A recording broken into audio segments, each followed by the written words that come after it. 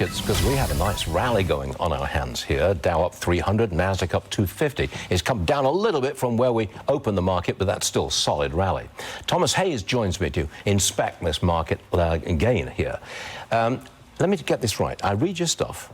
You're suggesting we get a bit of a dip in the relatively near term, and then at the end of the year, a nice solid year-end rally. Is that it? I think in the short term, Stu, when the music is playing, you got to get up and dance. That's what we're going to do for the next few weeks.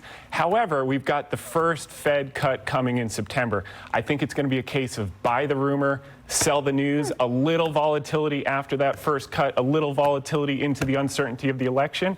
Once that's resolved, we get a year-end rally. No, we get a year-end rally. We get a year-end rally. Profits are strong enough to justify that, and rates are down far enough to justify that year-end rally. That's right. We've got estimated 15.2% earnings growth for 2025. Things are strong. We just saw earnings season up 10.8% versus 8.9% estimates. Margins are holding in there. And estimates are actually steadily climbing up. So on balance, things are strong. Little strength here. Enjoy the fun the next few weeks. Get a little defensive ahead of the election, and then year-end rally.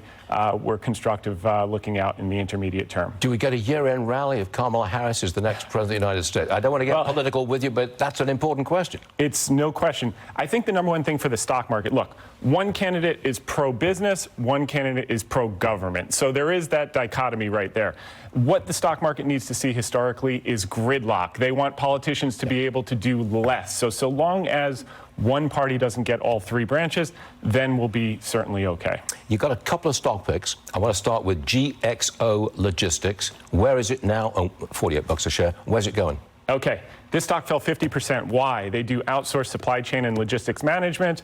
The reason is because you saw the shift from goods during COVID to services. That's balancing out. That troughed in Q4 of 2023. We've gone from the destocking cycle to the restocking cycle. The operating leverage in this business is huge. Management is expecting EBITDA to nearly double by 2027. So that implies the stock could not only double, but you get multiple expansion once they get the double-digit earnings growth and double-digit revenue growth back. So we think this stock can go up to $100 over the next 24 to 36 months, Stu. Yeah, you really do like it. The next one is PayPal. Okay, everyone hates this. Yeah.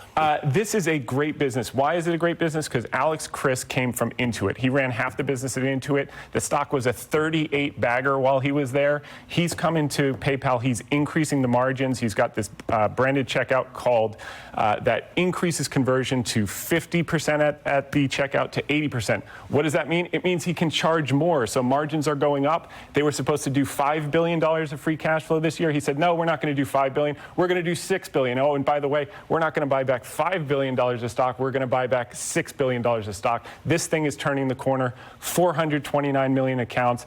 10% of global enterprise spend. When you take an Uber, Stu, I know you love to take Ubers, that goes through PayPal, through Braintree. You don't see PayPal, but PayPal's getting a piece of that action. $500 billion of a $5 trillion. That was Uber the stock. No. Sorry. You went through all this very complicated reasoning on those two stocks. You never looked at it. You haven't got any notes in front of you. It's all in your head. Yep. Very impressive. It's amazing when you have money at stake, how serious you get about the stocks.